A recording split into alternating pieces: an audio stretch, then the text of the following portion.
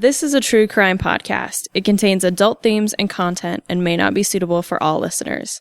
Listener discretion is advised.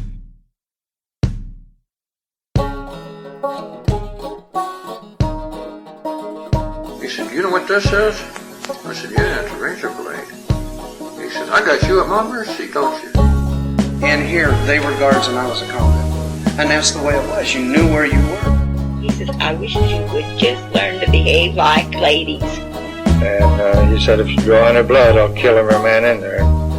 So the man dropped the knife and turned to the other men that were with him that he had set loose out of the various cells and said, "Well, he means it. He'll kill us if we don't give up." So they gave up. You do your own number, you do your own time. If you hear something, you keep it within yourself. If you see something, you're blind to it. I don't care if it's a killing, whatever. You just don't see it.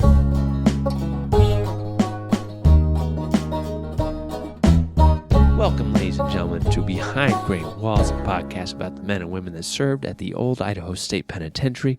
This is Anthony. I'm talking here with Skye. Hi. Well, should I just hit it off?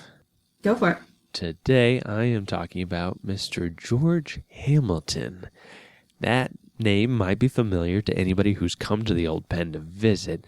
George Hamilton is the individual who designed a certain building on the site, and we'll get to that in just a moment here. So, George, of course, is a bit of a mystery. We may never know his true name or anything about his real past.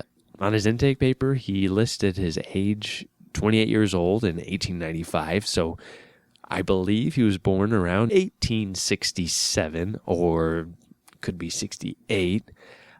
He states that he was born in Cincinnati, Ohio, and Cincinnati is in Hamilton County in Ohio. So could be that is where he came up with his name, because George Hamilton is a clear alias. He was trying to hide his identity, basically to avoid sullying the famous name of his family, his parents. So what we know about George, in 1895, he finds himself in Nampa, Idaho. And Nampa was actually a pretty recent development, and it started in the 1880s with, like many Idaho towns, the construction of the Oregon Short Line Railroad. And the railway passed from Huntington, Oregon to Granger, Wyoming, passing through Nampa. And it's thought that the name Nampa comes from the Shoshone Indian word meaning nam, which means footprint or moccasin. And so I found on the City of Nampa website that the Shoshone in the area would often stuff their moccasins with sagebrush during cold weather to keep their feet warm. And this would make their footprints larger than, a normal typical size. So left these giant footprints in the snow and mud during winter months, which I thought, what a cool way to come up with a name for a town. Yeah, definitely. The first establishments in Nampa began in 1885, so 10 years prior to this crime occurring. And there's this couple named Alexander and Hannah Duffs, Duffes. And they homesteaded 160 acres to create this little town, this little city called Nampa. And they teamed up with this man named James McGee.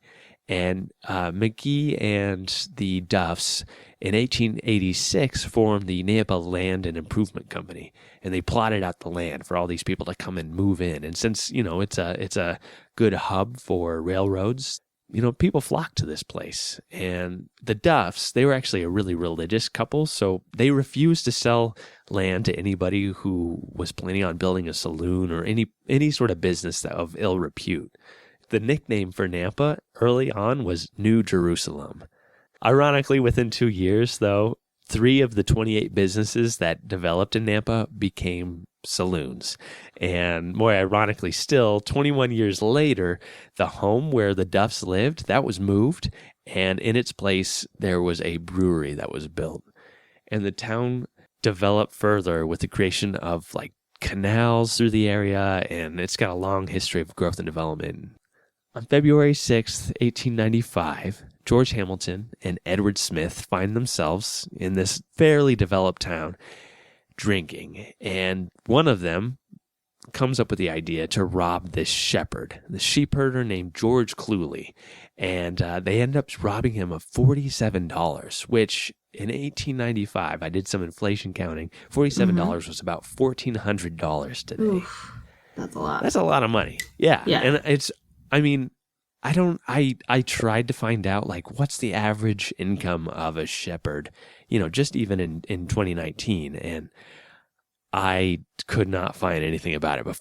But $1,400, like, that was probably his savings. That was probably most of the money that he had collected all this time so that he could start a family and do all these things. And these two robbed this guy.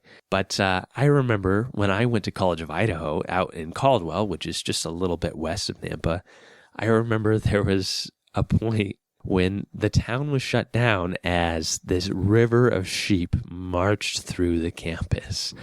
And it's still one of my favorite memories. Is one of the funniest things. So yeah, we had something similar in the little town that I went to school in, because they keep all the sheep up in the mountains in the wintertime and then move them down in fall, I think, or maybe the other way around. But yeah, we'd be sitting in class and like look out the window and like there's all these sheep just running through campus, and you're just like, this is really weird. Yeah, it kind of shuts the whole place down for a short amount of time there. So they are arrested that very day and lodged in the county jail in Caldwell. And sometime in the evening of March 17th, so they commit this robbery in February of 1895. In March 17th, 1895, Hamilton, Smith, and two other jailbirds actually saw their way out of the jail. And they cut the iron braces and straps of their steel cell and make it into the corridor of the jail. And then from there, they actually pried mortar and bricks from the hall and escaped out into the night. And the four took off. They actually went in separate directions. Hamilton, George, he is recaptured first, but there's no mention of his capture in the newspaper. And his partner, the one who committed the robbery with him, Smith, was recaptured in La Grande, Oregon a couple days later. On April 15th, 1895, George and Edward are found guilty and charged with robbery, and they're sentenced to 7 years of hard labor in the Idaho State Penitentiary.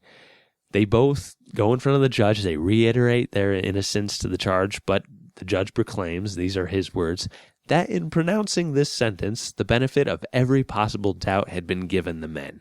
And in Idaho, at this point, the minimum charge for robbery was 5 years, and a max was life at the Idaho State Penitentiary. Whoa. So 7 years was not that bad. So they're carted on April 23rd, 1895 to the Idaho State Penitentiary, where they begin their sentences. And the warden at that time, his name is John Campbell, and he was warden from 1893 to 1897. So we'll be talking about a different warden here in just a minute. Warden Campbell noted that in George's processing, that George Hamilton was born in Cincinnati, Ohio. He was raised Presbyterian. He had 9 to 10 years of education.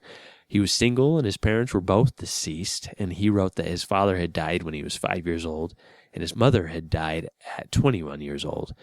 And Campbell also wrote that George had a living brother in Denver, Colorado, named Edward Hamilton. He listed his teeth as sound, though he had these severe scars from boils on his legs and his butt. The most important part of his intake comes in the form of his working history. And Warden Campbell listed George as being a draftsman and a telegraph operator in the NPRR for 9 years. Now, the obvious conclusion is that he must have worked for the Northern Pacific Railroad, but there's a chance that he worked for the Northern Pennsylvania Railroad. Okay. And this is something I've dug and dug and dug and dug. I have spent countless hours trying to figure out who this man is and what job he is. I've gone through so many railroad staff members looking for everything involved. I can't figure out what connection he is, if he in fact did this or did he make all of this up. Anyway, Warden Campbell realizes that George is a great contribution to the prison population here. He's kind of a new commodity that can be used. So he says, he puts George to work to design and oversee the construction of a new prison dining hall. Mm-hmm. And the 1897-1898 Warden's Biennial Report listed 45 men serving time who had previous occupations that could have contributed to the completion of this dining hall. They consisted of 1 brick maker, 3 blacksmiths, 1 boiler maker, 4 carpenters, 3 engineers, 30 laborers, 1 millwright, and 2 molders. You know what a millwright and a molder are? What was the millwright? Millwright, yeah. And a molder? I'd assume a molder is that was the second one you said, molder? Yeah. So I would assume that's someone who would shapes the stone. Yeah, so they make molds to cast metal objects. So yeah. Okay. They're kind of blacksmith, but they're making objects for blacksmiths to create the object. Yeah. Okay. And then millwrights are people who build. Yeah, I don't know. They build mills and maintain mill machinery. So, I mean, most of these individuals, that's just very specific jobs, but they would probably have some idea of any form of construction. So, George, as this draftsman, someone who drafts up designs for buildings, he's got a whole collection of people who can work and create his vision that becomes the dining hall that we all know the shell of now.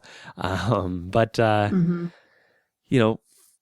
top of all of these specialized individuals, all these people who are making bricks and carpenters and things like that, they also have 100 other men that are in prison at this time just to fulfill the physical labor that would be required to bring all this stone down and stack it up and do all of this other stuff. The free labor meant that the overall cost for the building was $2,241.54, which is roughly about $70,000 now, which is nothing for what they created. Yeah, it's an intense, not intense, but it's definitely like a thorough building, and it's like really well made. So yeah, that's impressive.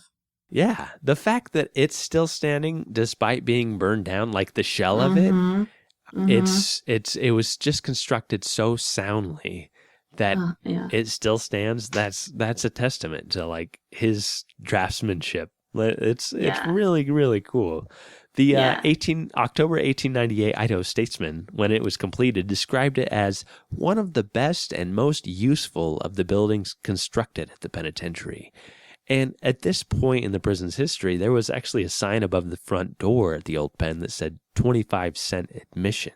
And people could come and spend, 25 cents, which, that's a lot of money in the 1890s. Yeah.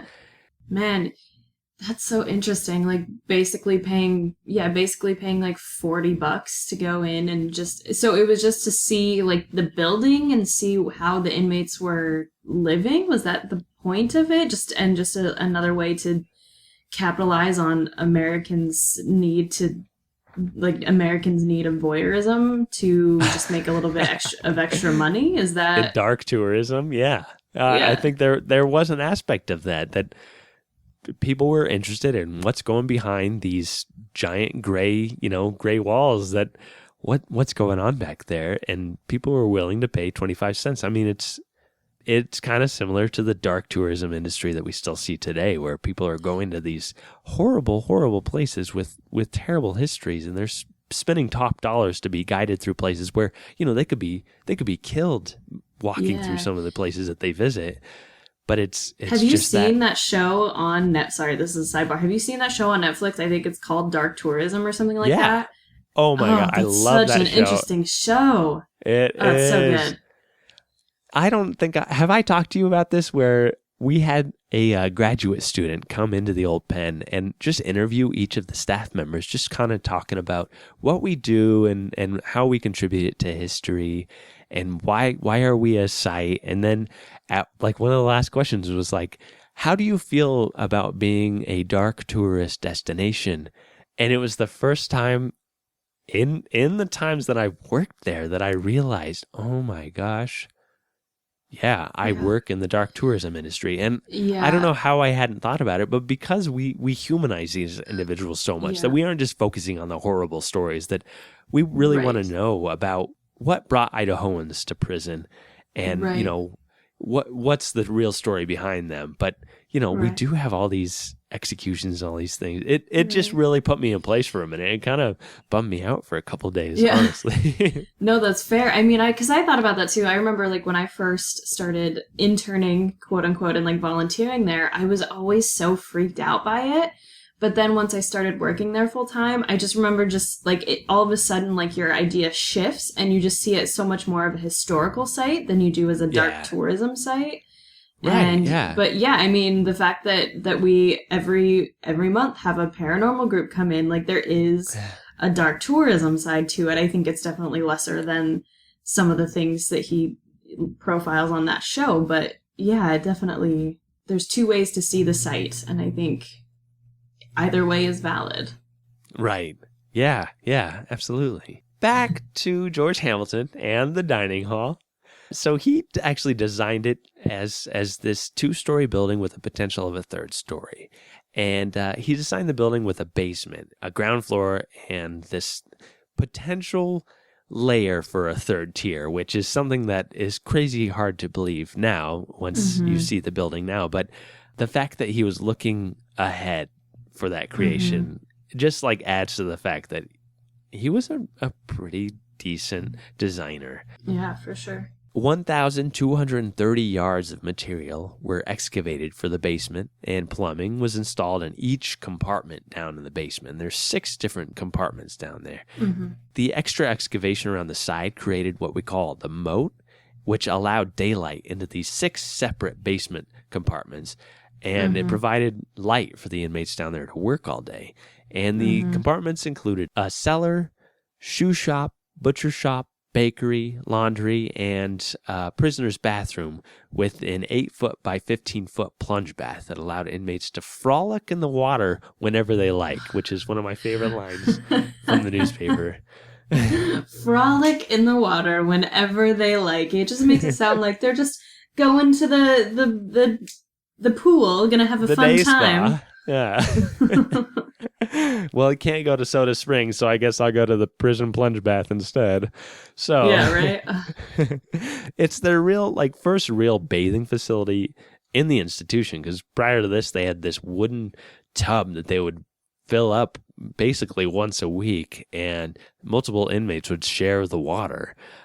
Interestingly, also, besides this fact about the plunge bath, that in January 1909, inmate Harry Orchard, who was an assassin who assassinated Governor of Idaho, Frank Steunenberg, he's also the longest-serving tenant at the Idaho State Penitentiary, he was actually baptized in that plunge bath in the Seventh-day Adventist Church. And, they used this little plunge bath until 1926, when it was finally declared unsanitary, and they installed some new showers in that multi-purpose building, that shirt factory building.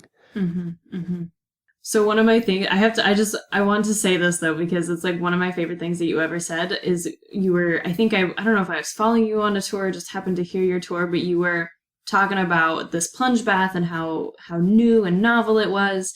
And you were talking about this wooden barrel that they had to use. And you said, if all these guys are sharing this and they're all dirty and they're dusty, like that's going to be pretty thick water at the end.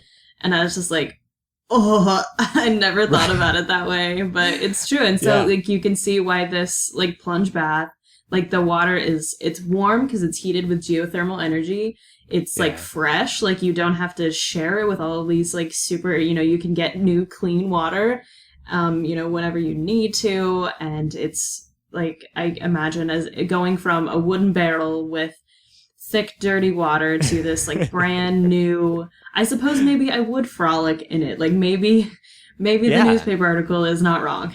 It would be like kind of like having a little hot tub that, you're bathing in this thing and you're with your buddies. Hopefully you're with people you're in their clique and you're not being forced to be in that tub with them.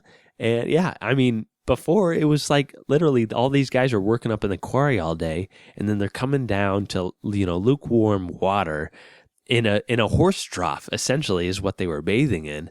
So this was amazing, and George was seen kind of as a rock star, and everybody, respected this man, and it was incredible. The basement rooms were 23 feet 6 inches by 24 feet 6 inches with these 8-foot ceilings. So right at this time, there were only 2 cell houses. There's the territorial prison, and there's the 1890s cell house. And then finally, there's a dining hall. There wouldn't be, 2 and 3 houses, those cell houses you can go into with the really thick bars. This is for our listeners who have come to the old pen. That's what they would have had in 1890 cell house and in the territorial prison. And they didn't have plumbing in there either. So, I mean, imagine the smell and everything else that's going on. They're probably making their meals in the cell houses. There's no plumbing in there. So you're smelling yesterday's dinner coming out of somebody's honey bucket while you're preparing tonight's dinner. Anthony. I know, that's disgusting. So hopefully no one is eating lunch right now. Ugh, gross. Oh boy. Okay. So the dining room, the main floor. So when you come to the old pen and you see there's this big open cavern, there would have been a big wooden floor. And right there on the ground floor was their dining hall, and it was 49 feet 8 inches by 50 feet 4 inches. And there's a single support beam in the center of the hall. And I'll put up a photo on our Facebook group that kind of shows it in these early days. I think it's from the early 19-teens. But this dining hall could feed, it had space for 250 inmates to eat without any crowding and could seat 300 men without any inconvenience. And it's set up with crazy. A narrow, And of course, at this time, and it would be through like the 1960s, almost to the end of the 60s, a silent system. And so it's a bunch of really thin wooden tables all facing one direction. Basically, you got to go in, grab a tray. It was all you can eat, but you had to eat everything on your plate. And, the menu is consisting of all this fresh food, all this organic stuff that inmates are growing themselves. And they couldn't speak. They couldn't make any sudden movements. They couldn't stand or move. I always ask this when we give like 4th grade tours. I'm like, what's it like when you're in the dining hall? When you guys are eating lunch, is it super quiet? And they're like, no, they all get really, it's always really funny. I'm like, well, now imagine your school in this little room, just eating quietly, 300 people in your room, all of that, like silently. How spooky is that? And they're like, and usually parents are like, there's no way that would never happen. Yeah. They'd all be in trouble.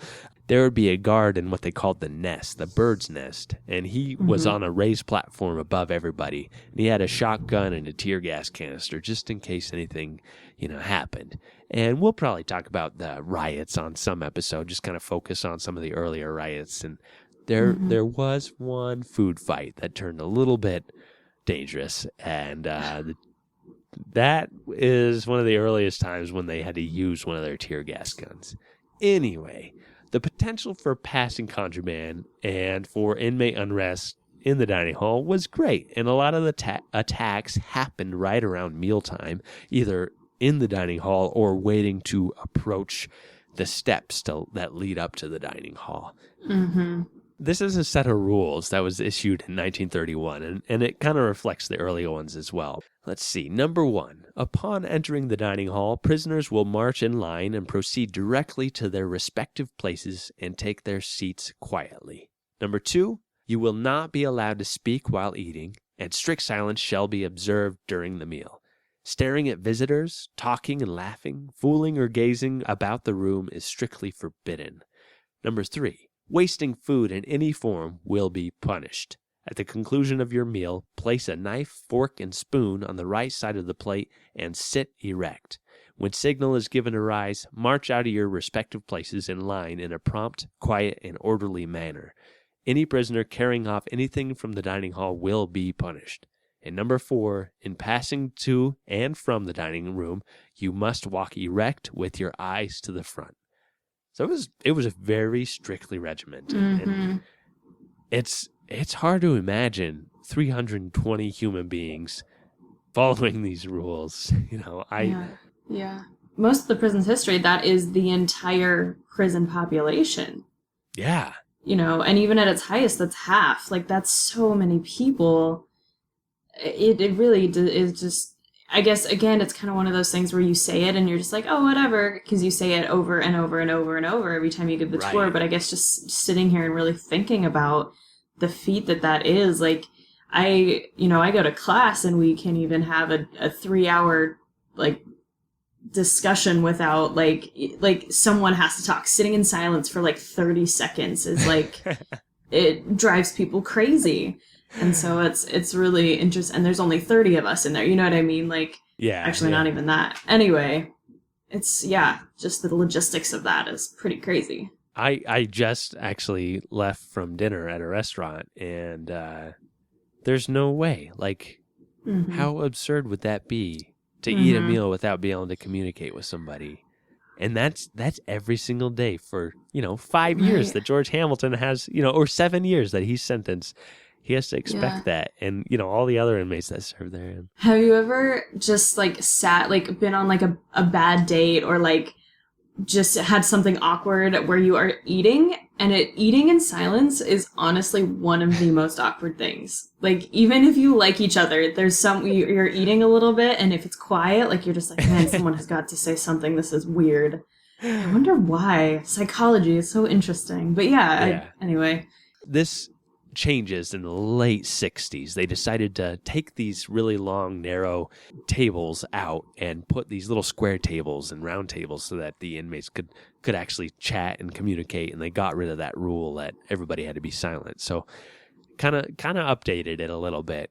And, currently it just looks like an elementary school, and they don't have the same rules. You can't be, crazy and jumping on the table or anything, but you can still communicate with your friends, and it's a little different now. So this is kind of an early system. And after every meal, utensils, of course, would be counted. And if anything went missing, all the inmates were locked in their cells, and the grounds were shook down. And basically, they were searched until the utensil was found. Mealtimes were relegated to 20 minutes to avoid any loafing and the potential for attacks and for anyone to steal anything. And the rear portion of the ground floor held the kitchen and the guards' dining hall. So if you look, next time you're at the old pen, if you look in the back left and back right corners, those were actually two separate rooms, one for the kitchen and one for just for the guards to eat in. And those were 25 feet by 25 feet. So George, he designs this, he creates this, he oversees the construction, he chooses the sandstone that he wants from the quarry, and if you come to the old pen and you look at the cell houses that are near the dining hall, and you compare the stonework that was done on those to what George oversaw, I mean, what he did is immaculate. All the lines are perfectly straight in the dining hall. They are perfectly cut stones, and the other ones, they're kind of all different shapes and sizes and at different angles and different things. So this was incredible. On February 1st, 1898, George seemed to have maybe gotten a little bit too big for his britches, because he's actually locked in the prison dark cell for insolence to the warden. Do you think he said, "Do you know who I am?" Do you know who built this dining hall? I am a rock star around here. Who are you? Oh, you're the warden. Yeah, no, that makes sense. I'm going to imagine that's what he said, because there's no explanation in his file what it was. And he's released not long after, on February 11th, 1898. So from February 1st, he just spent 10 days in that dark cell, which was in what we call the new cell house, an 1890s cell house. It was one of the earliest punishment cells, and basically it was just like the other cells, but with a solid door. So there's no heat or ventilation, there's no light coming in. It's just a dark little room. And we'll talk about other guys who were locked in that cell soon. In April, the pardon board met and commuted Hamilton's sentence to 1 year, with a release date set for January 1st, 1899. So that would be about 4 years that he had spent, just 3.5 years. Now, do you think part of this, and I may be jumping ahead here, but do you think part of this early release, this consideration, was because of the work that he did on the dining hall? Absolutely, yeah. And so George, he says, January 1st? No, that's not soon enough. He felt that his hand in the construction of the dining hall outshone his minor infractions, that he should be released maybe October 1898. So he actually writes to the Secretary of State, George J. Lewis. So he writes, Honorable George J. Lewis. I'm going to imagine what his voice sounded like. Secretary of State, Boise, Idaho. Dear sir, the only excuse I have to offer for bothering you so much in a matter that probably seems trivial to you is my anxiety to gain my release. As I anticipate that the board may probably adjourn for some time, will you kindly bring my case up on the 5th? The Attorney General was up here some few days ago, and the warden very kindly asked that my release be granted. The General said he would do what he could. I cannot express my appreciation for the kindness the board has already shown me. When I am released, I shall use every effort to show the board I am worthy of their kind consideration. I trust you will pardon the liberty I take in writing you. Remain, sir, very respectfully yours, George Hamilton.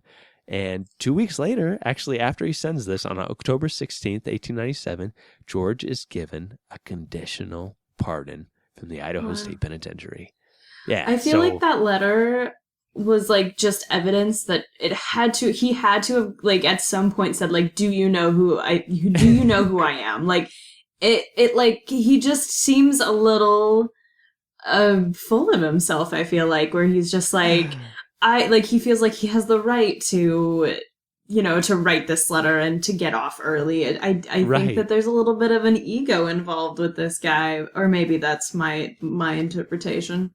Well, I mean, if my suspected background of him is correct, it might be rightfully so. So the conditions of his release is that he leave the state of Idaho. After serving 2 years and 4 months, Warden Charles Van Dorn, so this is a different warden who served from 1897 to 1899, Van Dorn bought George Hamilton's last train ride out of Boise. On his way to Oregon, because they bought him on a one-way ticket to Oregon, right, George exited the train at Nampa and checked into a hotel. He objected to the condition of his pardon, and he couldn't resist his addiction to alcohol. He reportedly told a guard on his way out that if he found the liquor habit had still control of him, he would conquer it by taking morphine and ending his career. Oof. He followed through with this promise.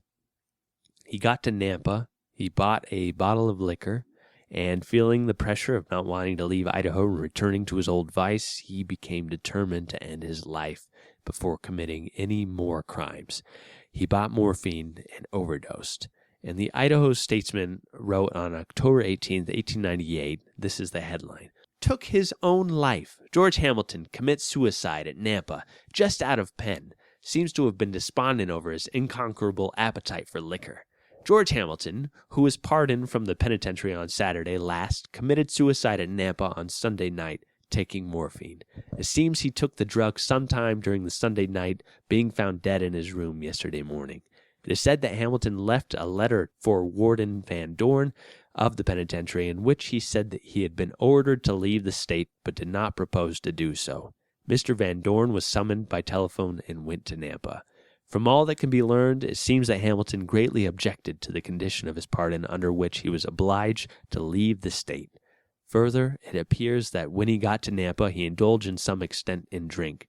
The supposition is that he was mortified both over having yielded to the temptation to take liquor and over the order for him to depart from Idaho, and that in the state of mind thus induced he determined to take his life. Hamilton frequently admitted that he was not able to resist the temptation of liquor, which got him into all his troubles, and he was reported to have told one of the guards that if he found the liquor habit still had control of him, he would conquer it by taking morphine and ending his career. This man was far above the average of convicts. He had been well educated, was a good draftsman and engineer, and performed very valuable services for the state in the construction of the new building in the penitentiary enclosure. Hamilton was not his real name. It is understood that he came from Pittsburgh, where his family is prominent. And the Ketchum Keystone ran a story on October 22nd, 1898, that ended up on the front page of the Salt Lake City Herald. and it says, George Hamilton today committed suicide at Nampa by taking morphine. Hamilton was yesterday released from the penitentiary, being pardoned by the board. He was a very bright young man, having had a college education. Wine and women worked his downfall, and assuming the name of Hamilton, he became an outcast.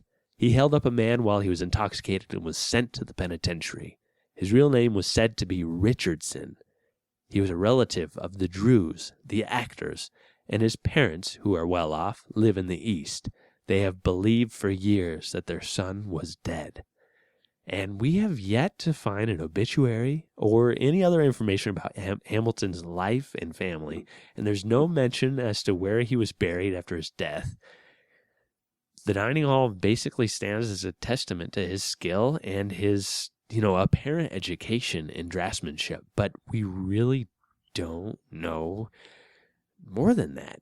Mm-hmm. The Drews that they mention, if any of our listeners know of an actress named Drew Barrymore, that's her family, and their family extends, back from Dublin when this guy named John Rulin came from Dublin in 1827 to the United States and shortened his name to John Drew, and he opened up and managed the Arch Street Theater, which was later demolished in 1936, so it's not around anymore. But he had two children who also became famous actors, John Jr. and Georgiana. Sadly, John Sr. died at the age of 34 while hosting a party for his daughter in which he tripped and fell and fatally hit his head. But his children became very prominent. John Jr. and Georgiana were famous through the 1880s and 1900s. And if George Hamilton was close to the family, he probably would have known, John Jr. and Georgiana. And Georgiana would later have 3 children, including the famed great aunt of Drew Barrymore named Ethel Barrymore. Well, I was going to say, I was going to say, you're probably just about to say it, but that's the second Barrymore connection at the penitentiary. Yeah. So she married a man named Herbert Blythe, but he changed his name to Maurice Barrymore, and then he married Ethel, and she changed her name. Drew Barrymore's middle name is Blythe, Drew Blythe Barrymore. Ethel would visit the Idaho State Penitentiary to meet famed Idaho assassin Harry Orchard, who I mentioned earlier was baptized in the prison dining hall. So it all comes back. We should probably do an episode on Harry Orchard this season, Skye. It'll be a 10-parter because he has such a crazy life. I've seriously spent so many hours of my life trying to track this man down, and I cannot figure it out. I've dug through railroad documents for hours and hours. I've dug through newspapers, but without a real last name. I mean, is it Richardson? I've looked and looked, and I cannot find it. So, Drew Barrymore, if you are listening and you know this no, I'm just kidding, as if Drew Barrymore would ever listen to this podcast. Honestly, Drew Barrymore, if you are listening, you should come to the old pen and let's recreate that, and I want to meet you so bad. That'd be so cool. Yeah. Drew Barrymore, please hit us up if you are listening to this podcast history. And you have... as if. Yeah, George Hamilton is such an interesting alias. There's definitely, this guy is multifaceted, clearly very educated, clearly very smart, and created basically a living document for us at the old penitentiary every day. That's the trickiest, I don't know about you, but that's always the trickiest building for me with the little 4th graders, because you're trying to explain to them why it's important and why it's so different, and this guy did this really cool thing, and then you have to sort of tread lightly around these little 10-year-olds who may or may not know what suicide is, and you don't want to talk about him killing himself. And I remember my way around it was I would just say that he ended up, taking too much of a drug and dying. And that's sort of my way, sort of around that. And there's a sign right outside, for those who go on the self-guided tours. We have the signs that explain stuff about the building. And on this sign, it says that, George Hamilton built this building, and when he was released, he committed suicide. And so, I was talking to these little 4th graders, and I said, and he died, and was kind of done, and so I was asking for questions, and this little fourth grader raises her hand, and she says, "Yeah, I'm just wondering, did he win the fight?" I said, "Oh, what fight?" And she says, "Well, the fight that brought him in here."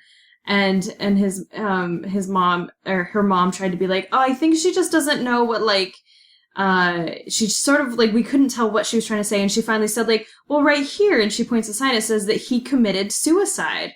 And so, since we use the word commit for crime, she thought suicide, and I don't know if she was relating that maybe to, Suicide Squad or something like that, it had just had a different meaning to her. Yeah. And so she was saying, did he win the fight that he committed that brought him in here? And I had to be like, "Oh no, I have to tell you what this really means." And she just was like, "Oh," I was like, "I'm sorry, I just broke your innocence." Right. It's definitely a tough thing to talk about with these little fourth graders, but it is a really important building and, really crucial, not just when, George built it, but throughout the rest of the prison's history. Right. Yeah.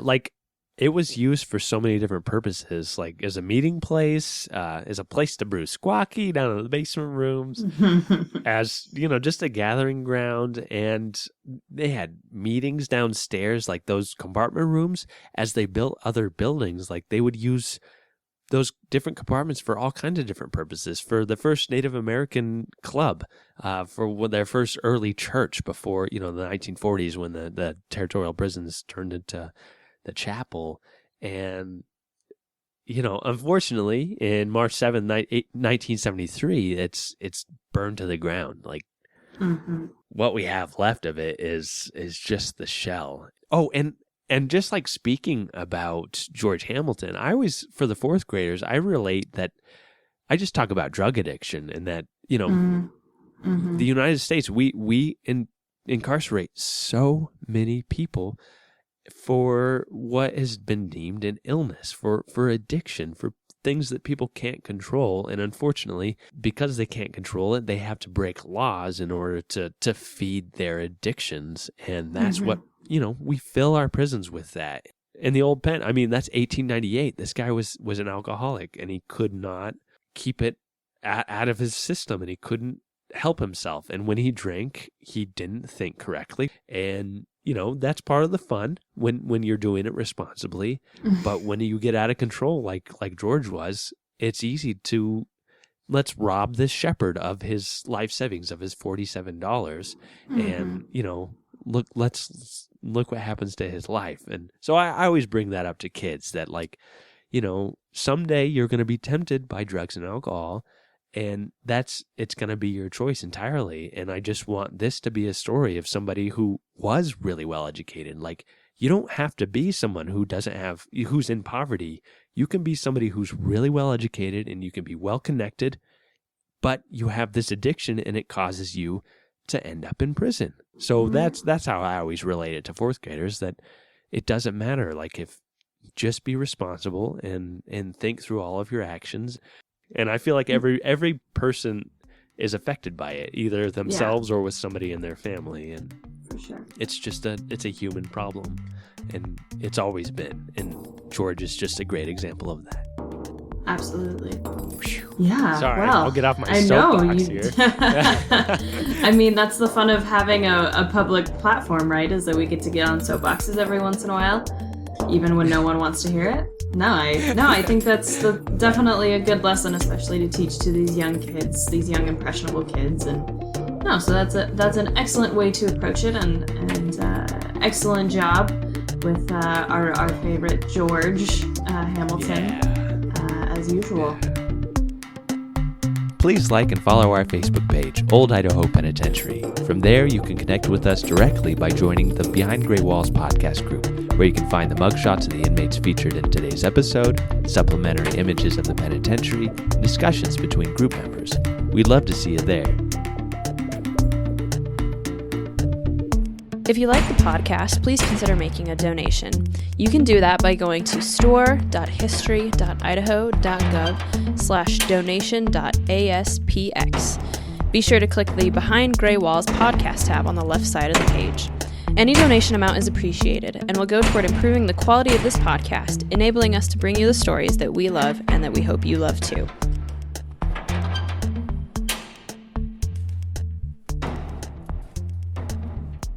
Woo. Thanks, Skye. Well, what are you want to talk about? What are you Oh boy, I got a doozy today. I am doing Margaret Hardy. So yes, kind of spooky. I guess it's not spooky as actually just truly terrifying. Yeah. It's so hard. So I will preface this part of the episode by saying this crime is against a child. I don't get into details, but it's pretty gnarly what happens. And so if crimes against children are upsetting to you, I may recommend maybe skipping this one, having someone vet it for you, because do know that this it's tough.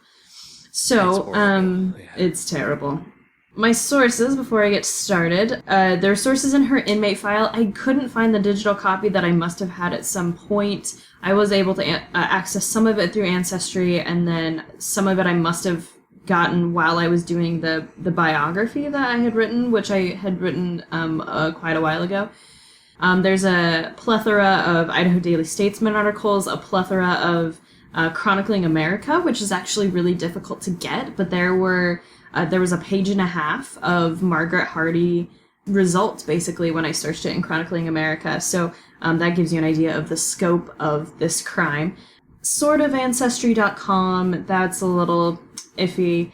There are a few things I got from that, and I'll talk a little bit about those. I got some information from the official City of Moscow website, and then one from a PDF called 132 Things You Probably Didn't Know About State Hospital South from the Idaho Department of Health and Welfare, and that kind of gives you an idea of where we're headed with this one. I've never come across that. That sounds very fascinating. I've used it a ton. It's super interesting. If you just search State Hospital South, it's like the third or fourth thing that pops up, and they're really, really interesting, and I'll talk a little bit about them.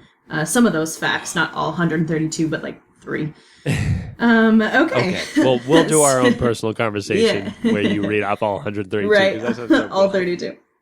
No, it's a really interesting document. All right, so, Margaret Hardy, she is number 422, so she is one of our earliest inmates. She is our second female inmate, and so we, again, do not have a picture for her, and just like has been the case with the earlier women that I have done so far, there just is not a lot on her, especially with a name like Margaret Hardy. That's probably a pretty common name back in the 1890s. I think it may even be today. So searching Margaret Hardy on Ancestry when you hardly know anything about her as it is sometimes a little fruitless. So we have her listed as Margaret E. Hardy. Whether that actually was her name or not, we aren't totally sure. Not even sure what the E in Margaret E. Hardy stands for. But she was born probably between 1845 and 1847. In either Osage Beach, Missouri, and this is according to a record that we have at the Old Pen, or according to her intake form in Utah. Those are two different places. And there's kind of evidence to support both of these ideas, and I'll get into that, or both of these places, I should say. Ancestry lists a lot of Margaret Hardys in the Midwest, which obviously is not any sort of solid evidence, but it might lend credence to the fact that she may have been born in Missouri. Also, it's hard because we don't know her maiden name. So, was she married while she lived in the Midwest? Was she married after? It's also complicated. I don't know. Yeah. So, what we do know is that her father died when she was 7 years old, and then her mother died 5 years later when she was 12, at which time she left her parents' home as an orphan. After this, she might have been adopted. We can maybe say that's probably true because, according to her intake form, she had an adopted brother. His name is listed as Jun, so it's probably like Junior. So Junior Simpson, and he lived in Colfax, Washington at the time of her arrest. I tried to then look up Margaret Simpson in Washington, and that got me even further from the truth, I think. Huh. So I don't know, what, again, because then would Simpson be considered her maiden name? Would that be an adopted name? Or was it, if it was a brother, was it his family that adopted her? Or did she join a family that then adopted him at the same time? You know what I mean? Yeah, that sounds very complex. Yeah. So it's kind of one of those things where you have to take them at their word and just be like, I don't know, this is what it says. So she had an adopted brother named Junior Simpson, and he lived in Colfax, Washington. So according to her intake form, she was raised in the LDS Church, which could lend credence to the fact that she might have been born in Utah, but there is a somewhat of a Mormon outpost in Missouri that, the Mormons had kind of an outpost there in Independence. So there could be from Missouri as well. But on her arrest, she stated she was part of the Episcopalian Church and was no longer part of the LDS Church. She had no formal education. She was illiterate, and she attended school, quote, never years, which I think is one of my favorite things. Never years. So Margaret was not a saint, to be sure, probably spurred on the fact that she may have been on her own since she was quite young. This is from an Idaho Daily Statesman article from October 9th, 1895. Quote, crime of every description has been familiar to her since she was a young woman. She launched out as a keeper of a bawdy house in St. Louis. She developed into a notorious thief. Her evil propensities were given full sway in Aspen, Colorado, where she kept a lodging house, unquote. So, there are a few things to take away from these few sentences. So, if she was in charge of a bawdy house in St. Louis, that lends, I think, more credence to the fact that she was probably born in Missouri rather than Utah, as she claimed. And I was trying to think about, well, then why are you claiming that you're from Utah? She may have claimed this because she was trying to distance herself from this past, if this past was true. Yeah. I'm actually reading a fascinating book about polygamy in Utah right now, and so it looks a lot into Utah and the Mormon ideas that surround it, and this author says that Utah in the 1800s was well known, was basically synonymous with Mormons, and even to this day still is. And so, Margaret may have been trying to take advantage of that fact and say, well, I was raised LDS, I was born in Utah, this stuff that you're hearing is not true. So that could be why she said she was born in Utah, but she might have actually been born in Missouri. What's the book that you're reading? It's amazing. I'm obsessed with it. It's called A House Full of Females by Laurel Thatchell Ulrich. Ooh. And basically it is about the fact that these Mormon women were defending polygamy.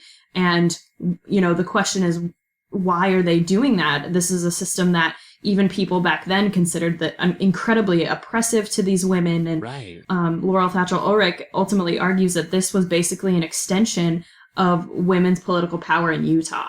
Oh, it's so good. Oh my gosh, okay, I'm obsessed with it. I'm going to pick it up. Yeah. Yeah, it's really good. Okay, so anyway, another thing that we learned from this sentence in the newspaper is given that she was orphaned at such a young age, it is not impossible that she would have resorted to sex work to try to survive. And if she began at a young age, it's quite likely that she could have been the head of her own prostitution house, and that's what a bawdy house is, at a fairly young age. There's this great show on Hulu that I got Haley to watch, and it's called Harlots, and I'm obsessed with it. But it basically is sort of this idea that if you get started in sex work early, this was a way for these women to survive. And being in charge of your own house was not only a way to survive, but a way to make extra money.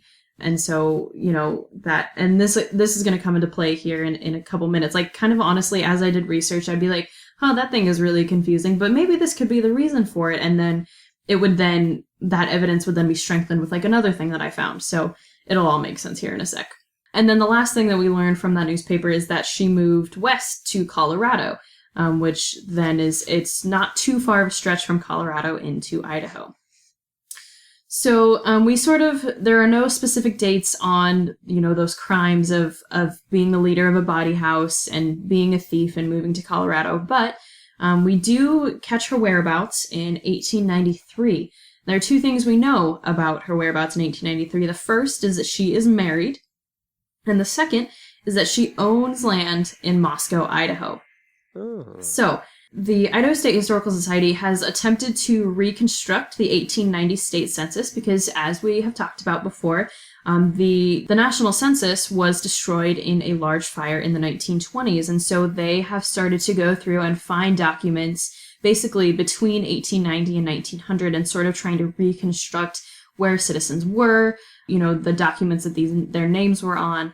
That is on the Idaho State Historical Society website. So if you're interested in that, please go check that out. It's actually just basically a Google Doc that they have uploaded and filled out, and it was useful in this case. And so through this reconstructed census, they found a document listing Margaret M. Hardy on a deed to land and property in Moscow in 1893.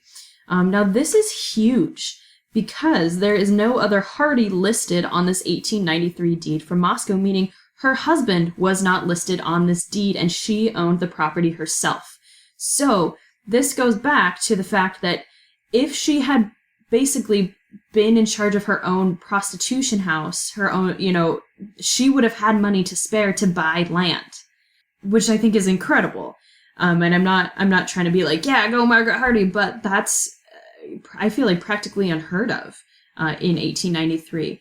And even though she's listed as Margaret M. Hardy, I think the fact that it's 1893 in Moscow where we know this crime happened, I would say I would bet a decent amount of money that this is going to be her, because it's only 2 years before her crime is committed and in the same exact place. So that's really fascinating. That was an exciting find. And then we also know that she is married by this time because numerous newspaper articles list her as Mrs. Margaret Hardy, and she lists herself as married upon her intake form. We don't know anything else about this marriage. We don't know who her husband was, how long they had been married, if they had any kids of their own. It's just one of those things that, since we don't know her maiden name, and Margaret Hardy is such a common name, that it just couldn't be traced. So that's a little bit disappointing, but they wouldn't list her in the paper as Mrs. Margaret Hardy, and she wouldn't have been able to adopt a child, which will come into play here in just a minute, I think, if she wasn't married. So let's take a pause here before we get into the horrifying details of this, and let's talk a little bit about Moscow, because we have not talked about Moscow yet. Yeah. So, Moscow, Idaho is in the northern panhandle. It's about 200 miles from the Canadian border, and it is right up against the Washington border. Its sister city is Pullman, Washington, which is the home to Washington State, which actually I almost went to for graduate school, but instead I'm here in Texas. Yeah, I have a lot of friends who went there. Yeah, so I went to visit Moscow when I was, I believe, 12 years old. I was there for a soccer camp. And to stay on a college campus when you're 12, everything is like larger than life, and oh, that's so cool. And I remember it being nice, but that was several years ago, so my memory is quite blurred since then. So, Moscow itself, the land was occupied by Palouse, Nez Perce, and Coeur d'Alene Native Americans before any settlers. And then settlers were drawn to the area around the 1860s and 1870s, especially for timber in the area. The area was originally known as Hog Heaven because there were plants that grew naturally on the land that pigs like to eat. And then it was changed to either Palouse Valley or Paradise Valley. Interestingly, the Moscow website says both. There aren't dates attached to either of those names, so I don't know if it was known as both at one point or if through the years it's been kind of convoluted as to which one it was known by. So Palouse Valley or Paradise Valley. And then around 1877, a post office was set up in the area by a man named Samuel Neff. And he called the area Moscow because it reminded him of his hometown of Moscow, Pennsylvania. Oh. Yeah, so I think we all assume it's... Yeah, I think we always assume that it's Moscow, Russia. Because there is another source that claimed that it was named by a Russian, and he named it Moscow after Moscow, Russia. But I think the story about Moscow, Pennsylvania is the one that's listed on the official Moscow website. So I'm going to take that one, I think, as to be the more official one. Mm-hmm. And you'll notice that we do say it a little bit differently. We say it Moscow instead of Moscow.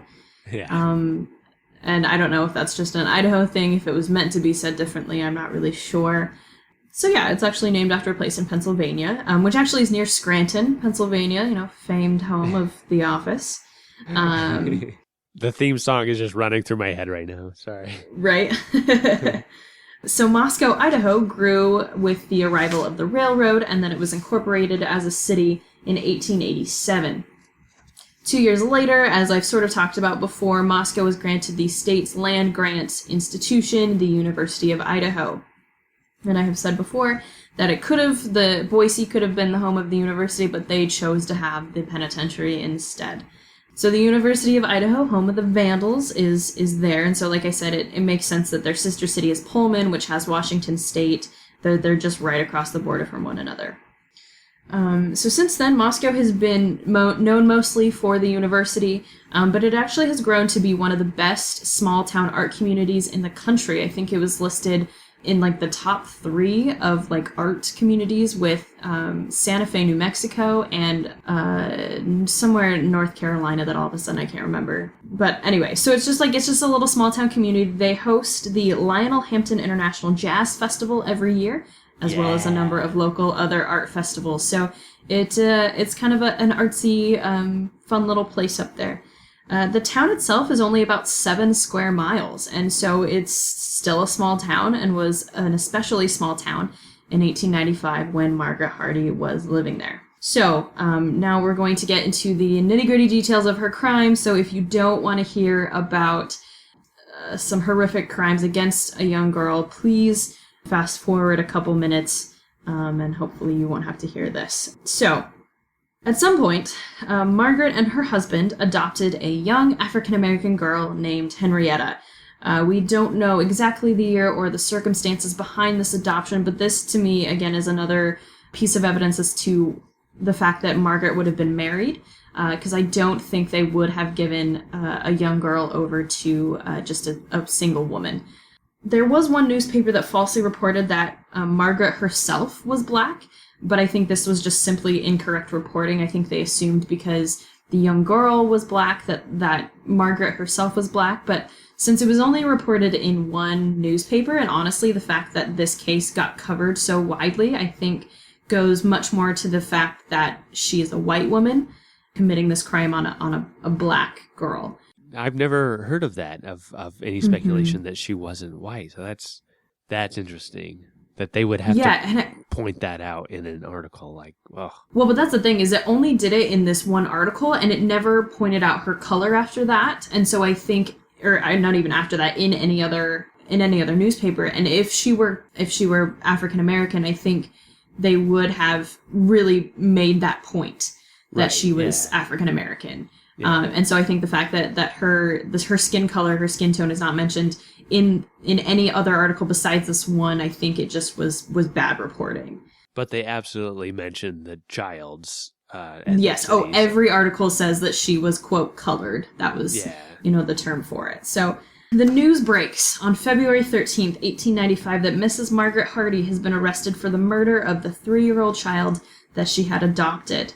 Now, Margaret claimed that 3 days before her arrest, the young girl had gotten into a stash of morphine that Margaret kept in the house, and she basically had overdosed. And here's a side note, that if there is a stash of morphine in the house, then it is likely that Margaret was using it for herself, i.e. she was addicted to morphine. And in fact, there is another newspaper article that called her a dope fiend. So I think it is quite likely that she was addicted to morphine. Back at this time, it's kind of like now, there are so many people who are addicted to drugs, given to them by their doctor, and it's okay because a doctor gave it to me. But a lot more, over-the-counter, what we called over-the-counter medicines were full of cocaine and morphine and stuff like that in the 1890s. The fact that Yeah, but she probably was also problematic how she used it. And... Yeah, for sure. And I think morphine, though, like these drugs were actually just a lot easier to get over the counter. Yeah. I think there's like a cough medicine from the early 20th century that had like morphine, cocaine, and like heroin or something in it that was just over the counter. You could just buy it for your cough. It was like a cough suppressant. Of course you're gonna feel good. You are gonna feel real good with the mixture of all that stuff. Oh my gosh. Yeah, so pretty certain that Margaret is addicted to morphine. So then later she makes another claim that she had made, quote, a quote wash with morphine. So I don't exactly know what that means, but basically just created a little solution of morphine and water, I'm assuming, and then left the room briefly, at which time Henrietta got into it, drank some of the solution, and overdosed.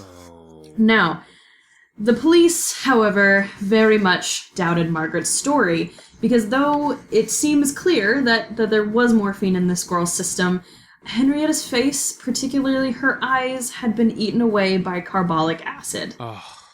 According to the Kootenai Herald, on February 23rd, 1895, quote, it was claimed, however, that the horrible burns on the child's face produced by carbolic acid could not have been caused by the child herself. Although the face appears to have been smeared with the acid, no trace of it was found on the child's hands. So the theory, I think the prevailing theory, is that Margaret tried to overdose this girl with morphine, and when it didn't work, got frustrated and dumped carbolic acid onto her face. Ugh. Which is horrible. It's so bad, yeah. I can't even stand it. Oh my gosh. Just the thought of it. Carbolic acid may have been like the original rubbing alcohol, maybe. Yeah, something to that if you dilute it enough that you can clean wounds out and stuff, but and maybe it was one of those things that didn't come pre-diluted where you had to mix it yourself. Thank you for regulations right now. Yeah, seriously. So that is, I think, originally she's just arrested under the morphine charge, and then she, they take a look, the coroner takes a look and says, yeah, it's not just morphine that's what's going on here. So the Idaho Daily Statesman actually stated that this was Latah County's first murder case. Because this is 1895, the state is 5 years old at this point. And so this is the first big thing that's really happened. When she was arrested and put into jail, Margaret had a large amount of morphine in her possession, again, likely attributing to this idea that she was addicted to morphine. Yeah. So only 2 days after her arrest, and this grand jury said second-degree murder. They charged her with second-degree murder. And according to an Idaho Daily Statesman article, the jury would have indicted her for first-degree murder, quote, had it not been for her sex. So very clearly, they're coming out and saying, this is a first-degree murder, but since she's a woman, we're only going to give her second degree. Which we will see again and again. Which seems ridiculous, yeah. Oh, for sure. But this is, the thing that I think is most frustrating is that none of these newspaper articles get into her motive for it. Yeah, what is that? I don't know if maybe the child just got on her nerves. I don't know if she was intoxicated, drugged, under the influence at the time. And then she, I think, as it will become clear, she has mental illness for sure. So a month after her indictment, Judge Piper sentenced Margaret to life imprisonment, and she was held in Latah County Jail while awaiting removal to the Idaho State Penitentiary. While being kept in the county jail, Margaret starts to exhibit some strange symptoms, either out of an attempt to appear insane or actual mental illness. Quote, she cries and laughs alternately and talks silly. She refuses to take exercise, claiming she cannot walk. And this actually, I think, may have happened after she gets to the penitentiary, but it happens, I think the first... that's the thing, is one newspaper said it happened after she got to the Idaho State Penitentiary, but another said it happened while she was being held in county jail. But at one point, she calls her physician, complaining of severe abdominal pains. It's because this other inmate says, oh yeah, it's because she swallowed glass. And so I don't know. The thing that I can't figure out is where did she get this broken glass? I don't know if like a window pane, if she broke a window pane or something, but basically she got her hands on pieces of glass and like rolled it into like a bread ball. Like, you know how with white bread you can like mold it into a ball and then just swallowed it. And so she swallowed glass, and understandably, I think had some abdominal pains, but nothing really ever came of that complaint. There was another story, and the newspaper says, like, look at this funny story that we're going to tell about this woman who is doing crazy things to herself. So, and again, this goes to her morphine addiction. So basically, she is complaining of pain, and she demands morphine for this pain. I don't know if it was for the same abdominal pain from swallowing glass, if it was from something else. And so the doctor gives her some powders, and which she, quote, gulped down all at once, just swallowed them. And the guard goes to the doctor and says, like, oh, she swallowed them whole. And the doctor laughs, and he states that it wasn't morphine, but a, quote, harmless substance. So he basically just gave her a placebo just to mess with her, which is not cool. She may have been going through morphine withdrawals. And that's gonna cause some problems. They didn't have the resources to provide her something to fulfill that addiction. I think both of our inmates are drug and alcohol addicts, and their time in prison were responses like, oh, man. This insanity overtakes what she may have been going through. Just because she's acting crazy for a reason. She's not just, she may just be faking it, but I think that there genuinely is something that's going on, and I think a lot of it would revolve around her morphine withdrawals. Yeah, if she's showing up at a jail cell with morphine like in her pockets, like she is a severe drug addict. Yeah. And when she's incarcerated and they take that from her, like, oh man, she's gonna go through some craziness. Yeah. Mm-hmm. Oh. Yeah. So after this swallowing glass, after this, this morphine withdrawal, this placebo effect, she is finally transferred to the Idaho State Penitentiary on March 21st, 1895. One newspaper article mistakenly stated that she was the first female inmate at the penitentiary, but as we know, Henneby gets that distinction. She was the first white woman at the pen, which may explain why they say that she's the first one. She's the first white woman. So, but this is 1895, and so she is going to be kept in 1890 cell house. In that separate facility. And this is like 2 weeks before George Hamilton arrives too. Just so he would have experienced like all these things too. Yeah, it's crazy. I did not even put that together while you were saying dates. I didn't either. Until you just said that. I was like, wait, March 1895? Yeah, he came on April 15th. Yeah. So, so these guys, we unintentionally, had these two guys in at the same time. So when she comes in, this is what her intake paper says, murder in the second degree. She apparently pleaded guilty. She comes in on March 21st from Latah County. She is 48 years old. I have her nativity listed as Missouri, but the intake form says she was born in Utah.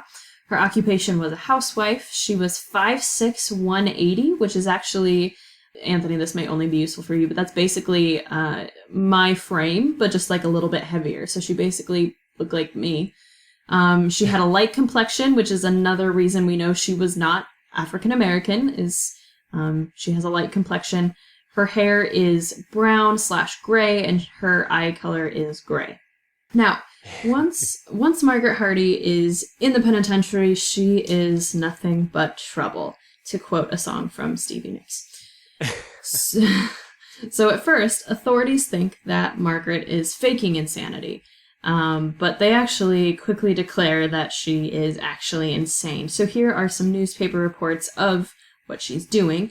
She is howling like a wolf for days on end. She attempted multiple suicide attempts. She quickly drove other inmates and guards crazy. And so while she's doing all this, making all this noise, yelling at the top of her lungs, howling, swallowing glass, because of this, she is moved to what is called the bug house. And what that is the original form of solitary confinement was the dungeon, which some of you may have seen. If you come to a behind the scenes, we actually can go down into it. It's just a little, it's not even really, it's just a cellar almost.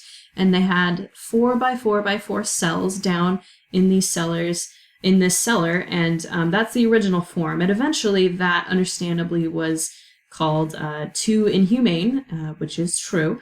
And so, correct me if I'm wrong, Anthony, but they took some of those cells and they just basically covered them in wood and stuck them out into the area where the rose garden is and called that the bug house, right?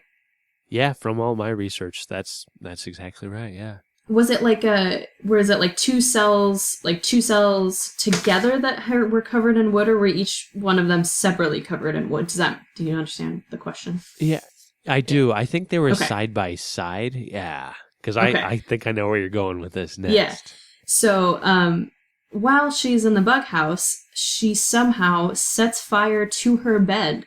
Again, another suicide attempt, because she nearly kills herself and at least one other inmate. And so, in the fact that she almost killed another inmate makes me think that they may have taken 2 or 3 of these cells and sort of blocked them together and covered them in wood, rather than, each individual cell being covered in wood. And it just, can you imagine being this other inmate who's been put in this bug house, and this, I mean, you're probably put in there because you're misbehaving and maybe a little bit crazy yourself, because the reason that this becomes called the bug house is because people literally go like buggy in it, go crazy in it. And so, can you imagine just being this other inmate being like, excuse me, this woman is setting fire to, hello, this is wood, this is all about to go up in flames, I need you to come get me. Like, yeah. Oh, that'd be so scary. And this woman clearly does not care. She is trying everything she can to die, basically. And this when do you know when she does this? So it would have been, honestly, I'm not totally sure. It would have had to have been, I would guess, between April and September. I don't think there was an official date. I think the information I got this from was from October 9th when she's moved out.